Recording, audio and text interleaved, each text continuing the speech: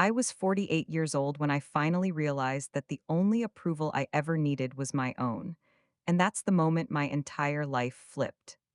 My name is Ava Carter, and at 48 years old, I made a decision that most people around me considered reckless, foolish, and downright delusional. I wasn't born into privilege, didn't have a mapped out plan, and certainly didn't have a cheering audience behind me. Instead, I had a lifetime of responsibilities on my shoulders. Two grown kids still finding their way, bills that always seemed to arrive in pairs, and a past full of compromises I made in the name of survival. For most of my adult life, I played the safe roles: the dependable employee, the self sacrificing mother, the woman who held the house together even when her own dreams were falling apart quietly behind the scenes. I was the person everyone could count on, except myself. I never gave myself the space to want more. I never gave myself permission to dream like I once did when I was young and full of impossible hopes. But turning 48 did something to me. It didn't scare me, it awakened me. I looked at myself in the mirror one morning, noticing the fine lines, the tiredness, the history etched into my eyes, and instead of sadness, I felt an unexpected surge of determination. It was as if the woman staring back at me was not asking for permission anymore. She was demanding a life of her own, a life she had postponed long enough. When I finally chose to chase my dream, people almost laughed before I opened my mouth. Around me, age was treated like a clock that had already struck midnight. Society has this subtle but sharp way of telling women that at a certain age, their story becomes a footnote instead of a headline. That they should settle, calm down, be grateful, stop trying new things, and accept the life they already have. I had heard every one of these sentiments, spoken and unspoken. But the truth is this: age wasn't my enemy. Age was the thing that finally set me free. At 48, I wasn't trying to impress anyone. I wasn't chasing validation or applause. I wasn't trying to fit in the way younger women often feel pressured to. I didn't need anyone to tell me my idea was good. I didn't even need them to believe in me. I had lived enough life to understand that the only approval worth fighting for comes from within. What I did have at 48 was something I lacked at 25: clarity. I knew what I didn't want. I knew what I could no longer tolerate. I knew the difference between genuine passion and momentary excitement. And I knew that if I didn't try now, I would spend the rest of my life wondering what could have been. People often assume youth is the ideal time for reinvention, but youth is chaotic. At 18, you barely understand yourself. At 25, you're juggling expectations, relationships, societal standards. At 30, you're managing responsibilities and unexpected detours. But at 48, I had lived enough to know what mattered and what didn't. I had a stronger backbone, sharper instincts, and a deeper sense of purpose. Starting over wasn't a burden, it was a luxury I finally allowed myself. When I first shared my dream publicly, I still remember the exact moment the room changed. It wasn't loud laughter, no, that would have been easier to ignore. It was that tight lipped smile people give when they think you're kidding, the polite nod, the awkward silence, the quick glances exchanged between them as if I had said something adorable, unrealistic, naive. That look said everything they didn't dare say aloud. You. At this age, what they didn't know was how long I had trained myself to stay silent just to keep the peace. But not anymore. I had spent years swallowing disappointment, tucking away ambition, and disguising my hunger for more. I had spent decades watching other people chase dreams while convincing myself mine were impractical luxuries I couldn't afford. But life has a way of wearing you down until you either break or break free. And I chose to break free. The first step wasn't glamorous, it was terrifying. I signed up for courses where everyone was 20 years younger than me. I sat in rooms where no one even looked in my direction because they assumed I didn't belong.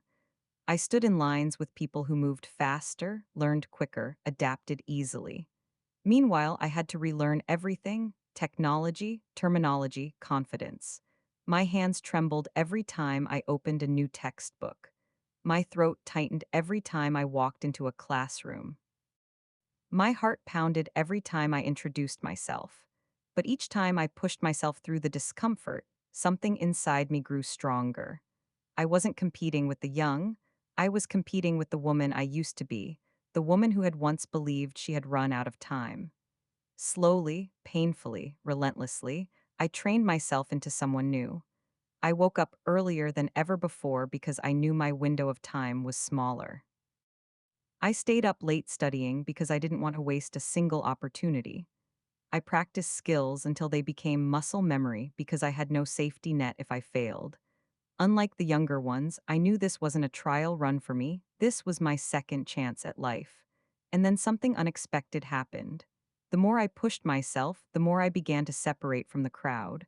While others got discouraged, I kept going. While others complained about difficulty, I focused on progress. While others dropped out when it got hard, I stayed. My age wasn't slowing me down, it was accelerating me. Because when you start your journey later in life, you don't waste time on self doubt, insecurities, or noise. You don't get distracted by trends or comparison. You're not seeking approval, you're seeking transformation. People think starting late is a disadvantage, but starting late forces you to be intentional. And intentionality is more powerful than talent. Every failure sharpened me. Every challenge trained me. Every small success rebuilt me. In time, people who once doubted me started noticing the difference. They saw how focused I was, how disciplined, how committed. They saw how I didn't give up when things got uncomfortable. They saw the seriousness in my eyes, a seriousness born from a woman who had wasted enough years living on everyone else's terms. Age didn't weaken me, it refined me. Age didn't stop my dreams, it ignited them. Age didn't minimize my worth. It magnified it. I learned to embrace something younger dreamers rarely understand. Every year of life gives you lessons no classroom can teach. By the time I reached my first milestones, I realized something profound. If I had tried this earlier in life, I probably would have quit. Back then, I didn't have the patience, the discipline, the emotional resilience, or the self belief that life had carved into me over decades. My age wasn't a setback. My age was the reason I succeeded. Because when you start your dream at 48, you aren't starting at zero. You're starting with a lifetime of experience that becomes your strongest weapon. And with that realization, I walked forward with a confidence I had never known before. The world didn't have to believe in me. The world didn't have to support me. And the world didn't have to cheer. I had finally learned to believe in myself. And that was the beginning of everything that followed. When I look back now, the most unforgettable part of my journey wasn't success itself. It was the reaction of the people who once ridiculed me. You see, people don't always laugh because your dream is impossible. Sometimes they laugh because your courage reminds them of their own fear. And fear makes people cruel. The first time I told my co-workers I was starting a new career at 48, one of them actually snorted. Not a laugh, a snort. That ugly, involuntary sound someone makes when they hear something so absurd it catches them off guard. She tried to hide it behind her coffee mug, but I heard it. Everyone did. Another woman smiled in that pitying way people do when they think you're about to embarrass yourself. Ava, sweetie, that sounds nice, but don't you think you're a little late in the game? She said, patting my arm as if I had just announced I planned to become a ballerina.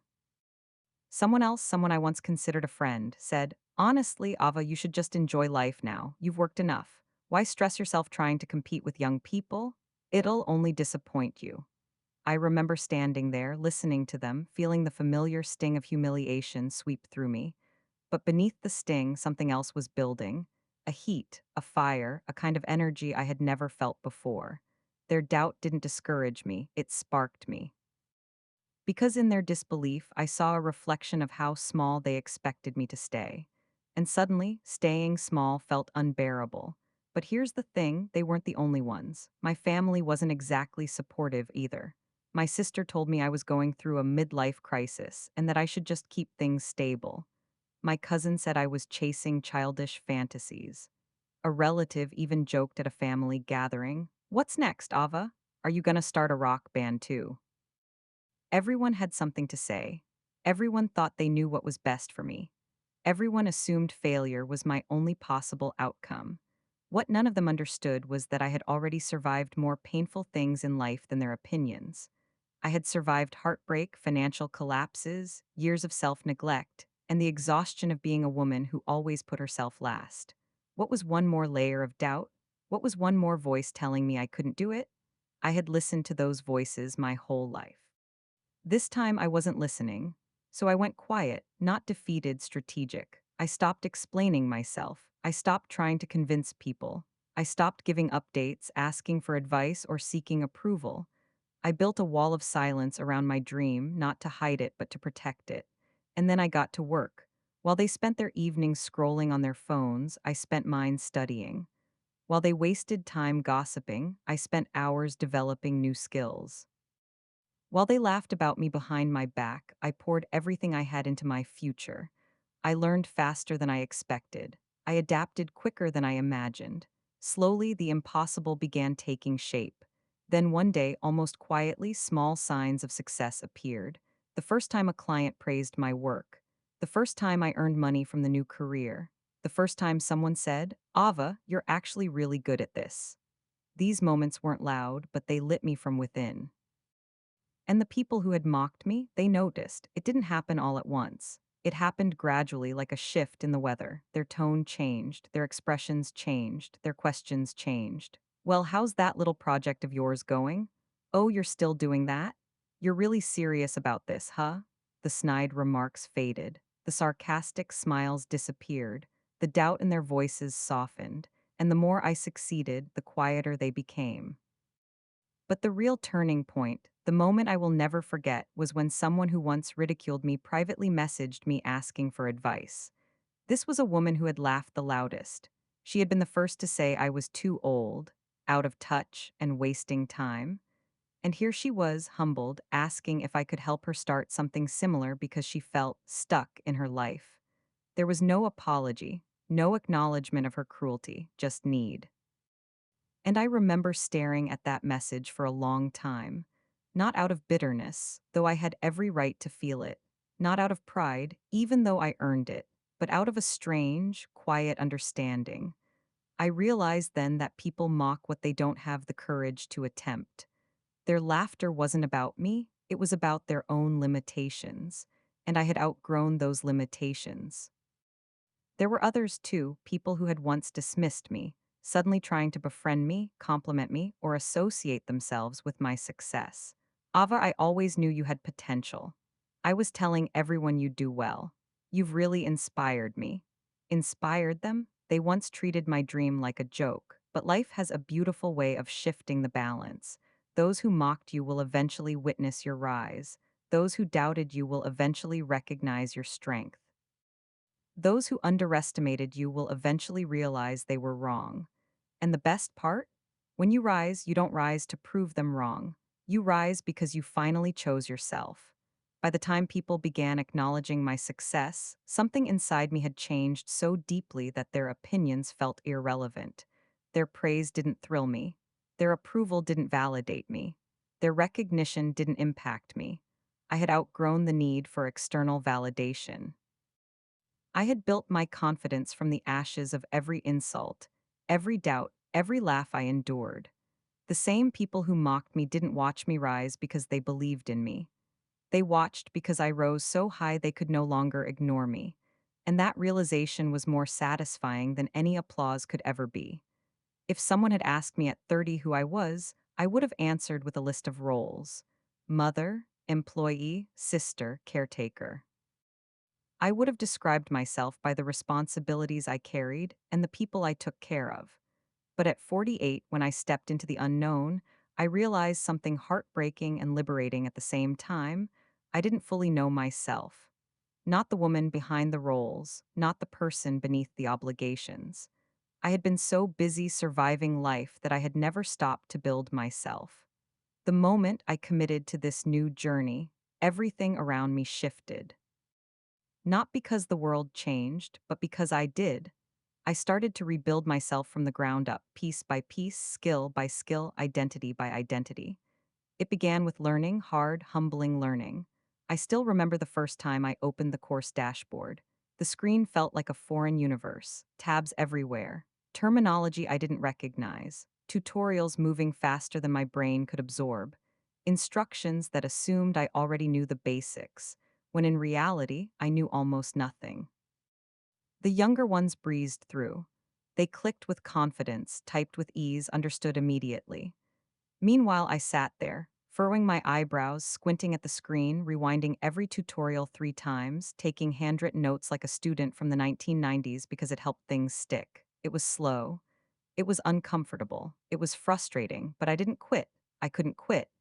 Every time I felt overwhelmed, I reminded myself if life didn't break me, learning won't either.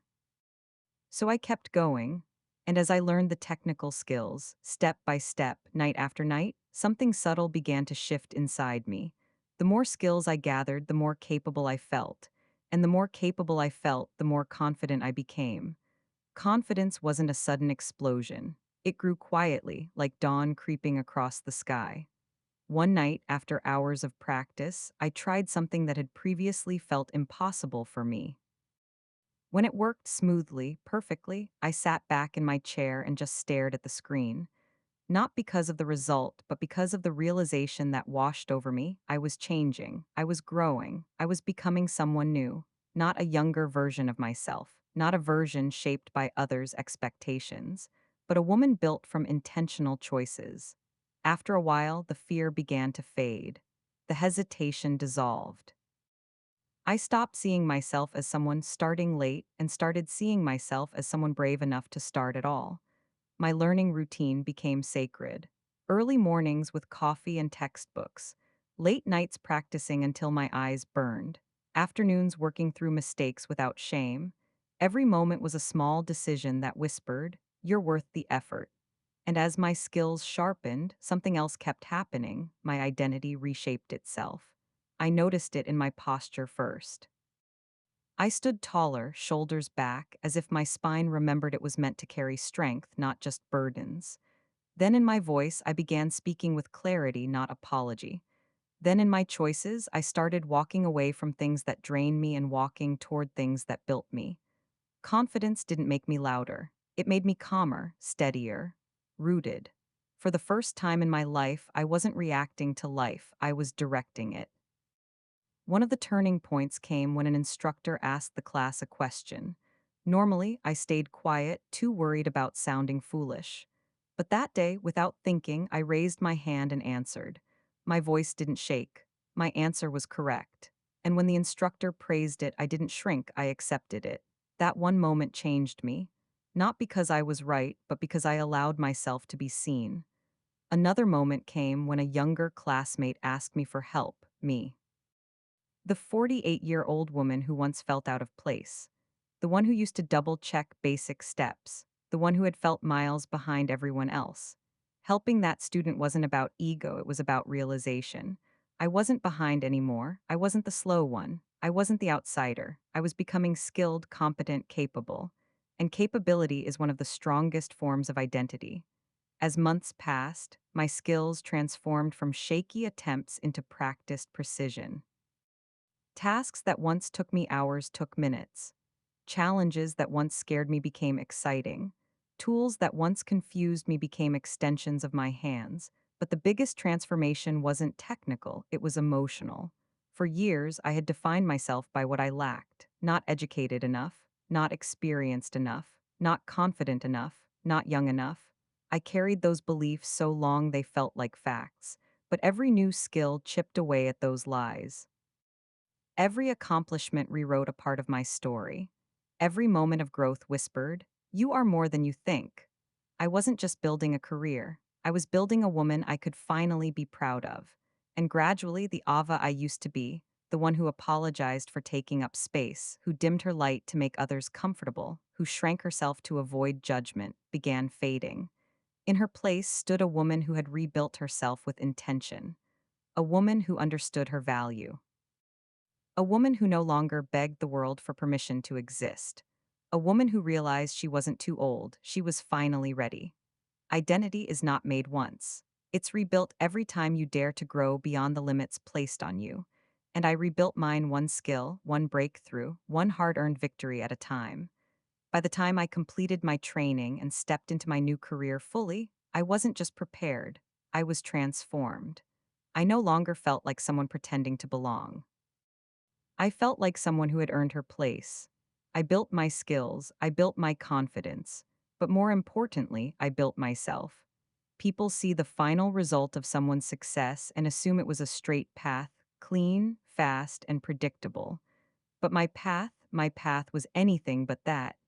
If someone had followed me with a camera during those first months, they wouldn't have captured confidence or victory. They would have captured doubt, exhaustion, frustration, and moments where I questioned everything I was doing. Success didn't come to me in one big breakthrough. It came in tiny, almost invisible steps, steps so small the world never noticed them, but so meaningful they changed me from the inside out. In the beginning, every day felt like I was climbing a mountain with no map. I would wake up before sunrise, sit at my desk with a notebook and a cup of coffee, and stare at my tasks for the day.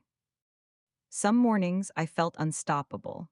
Other mornings I felt like an imposter pretending to belong in a world I barely understood. But I kept going because stopping would have crushed me more than failing. There were days I felt proud, when something finally clicked, when a concept made sense, when a tiny breakthrough lifted my confidence. But there were just as many days where nothing worked at all. There were nights when my eyes burned from staring at the screen too long.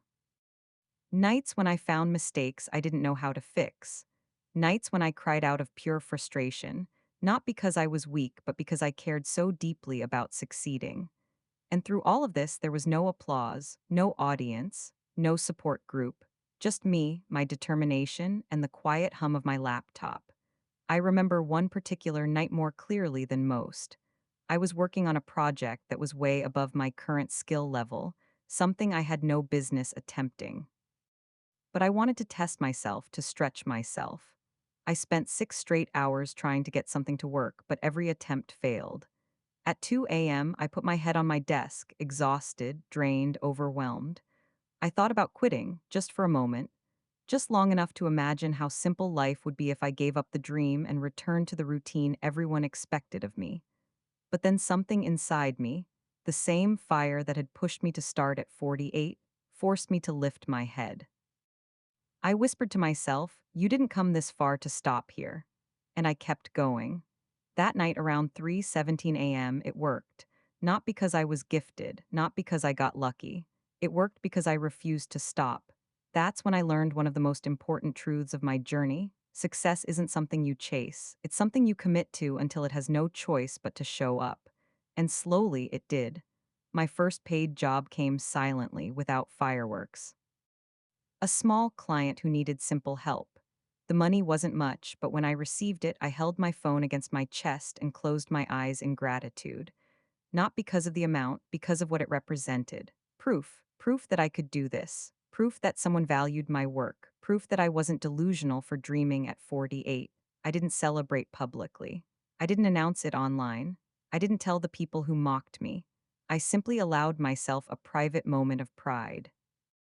Then came my second job, then my third, each one a little bigger, a little more complex, a little more validating. But with each step forward, new challenges appeared. There were clients who didn't trust me at first because of my age. There were opportunities I missed because I didn't move fast enough. There were moments I made mistakes, big ones that cost me time, money, and confidence. But every mistake taught me something. Every setback toughened me. Every difficulty shaped me. One of the toughest moments came when a major opportunity slipped through my fingers. I had prepared for weeks, studied, rehearsed, refined every detail. When the time came, I gave it my all and still got rejected. The email was polite but devastating. We decided to move forward with someone else. Someone younger, someone quicker, someone who didn't carry the weight of starting over at nearly 50. For a full day, I shut down. I didn't study. I didn't work. I didn't speak. I felt the sting of every doubt I had tried to silence. I wondered whether the people who mocked me had been right all along, that I was chasing something meant for younger women, not for someone like me.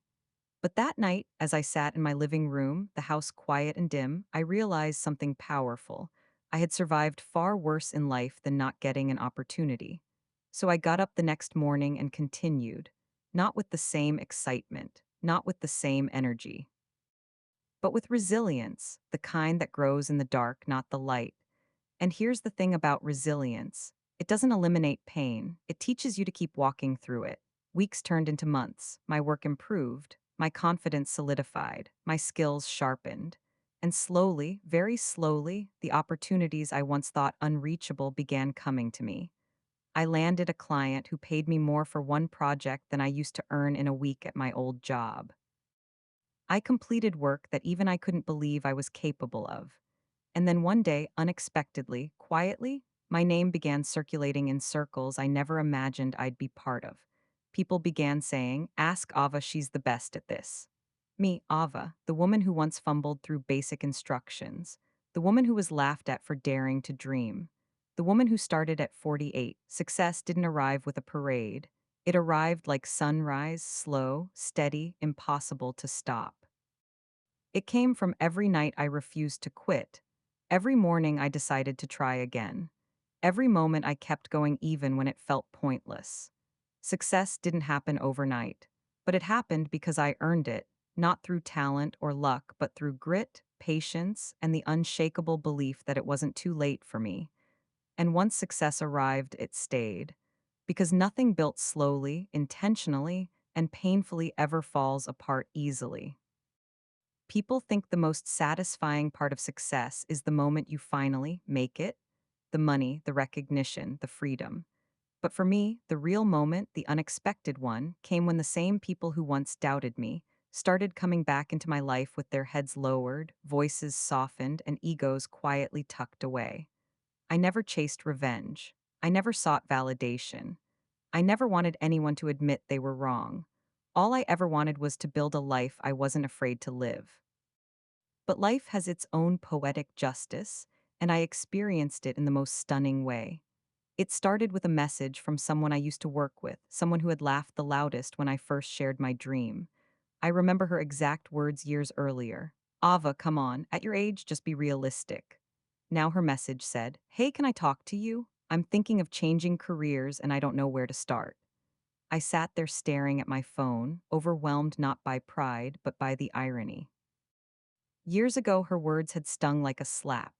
But now, instead of anger, I felt an unexpected calm, like the universe saying, "See? You outgrew them." Her message wasn't the last. People started approaching me in ways I never imagined. A former colleague who once treated me like a joke asked if I could review her resume.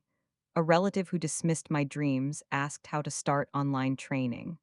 A neighbor who once smirked when I studied late at night asked if I could mentor her daughter. And then there were the whispered conversations, the ones that told me everything had come full circle. "Ava, I'm struggling. How did you do it?" "Ava, you seem so confident now. What changed?" "Ava, you made it look possible. Can you help me?" It's strange how the world changes its tone when you finally stand tall. But the moment that changed me forever wasn't a message. It wasn't a request. It wasn't even praise. It was the day I walked back into my old workplace for a visit. I had left quietly years ago. No ceremony, no announcement, nothing dramatic. But when I walked through those doors again, everything felt different. The building was the same, the people were the same, the energy was the same. But I was. I wasn't the insecure woman trying to blend into the background. I wasn't the one too afraid to share her ideas. I wasn't the woman who tolerated being underestimated. I walked in with a sense of self that didn't need permission or approval. And the moment people saw me, I felt the shift. They looked at me differently, curiously, respectfully, almost carefully. Some came up immediately, complimenting me, asking where I'd been working, telling me they always knew I would do great things. I didn't call them out on the lie. I didn't point out the years they doubted me. I didn't mention the times they made fun of my dream. Instead, I simply smiled. Because I had learned something crucial: success doesn't need a speech, it speaks for itself. But the most powerful moment came when the woman who once snorted at me, mocking my dream without even trying to hide it, pulled me aside with a nervous smile. She whispered, "Ava, do you think it's too late for me to start over too?" And in that instant, I felt something I didn't expect: not satisfaction, not triumph, but compassion. She wasn't laughing anymore. She wasn't mocking. She was afraid of staying stuck, afraid of being left behind, afraid of never becoming more than what she currently was. And I understood that fear. I had lived it, I had battled it, I had overcome it. So I looked at her, this woman who once belittled me, and said gently, "No, it's not too late. It's only too late if you never begin." Her eyes softened. For the first time, she saw me not as the person she once dismissed, but as someone who carried wisdom she desperately needed. Walking out of that building, I felt something close to peace.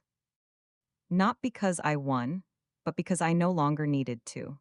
Life had already delivered the closure for me. The people who doubted me weren't villains, they were reflections of who I used to be. Scared to try, scared to fail, scared to want more. Success didn't make me arrogant. It made me empathetic, because now I understood that the people who judge you, mock you, and discourage you are often the ones who secretly wish they had your courage. In the end, becoming the person others came to for guidance wasn't about superiority. It was about transformation, mine and theirs. They came to me not because I was special. They came because I proved something they were too afraid to believe. It's never too late to rebuild your life, never too late to chase a dream, never too late to rise. I became the woman I once needed, confident, capable, unshakable. And when people began seeking my advice, I realized the real success wasn't the career, the money, or the recognition. It was becoming a living example of possibility. At 48, I was doubted. At 50, I was underestimated. But today I am the proof that starting late doesn't mean finishing small. And if there is anything I've learned, it's this. The greatest victory is becoming the person others never believed you could be and still helping them rise alongside you.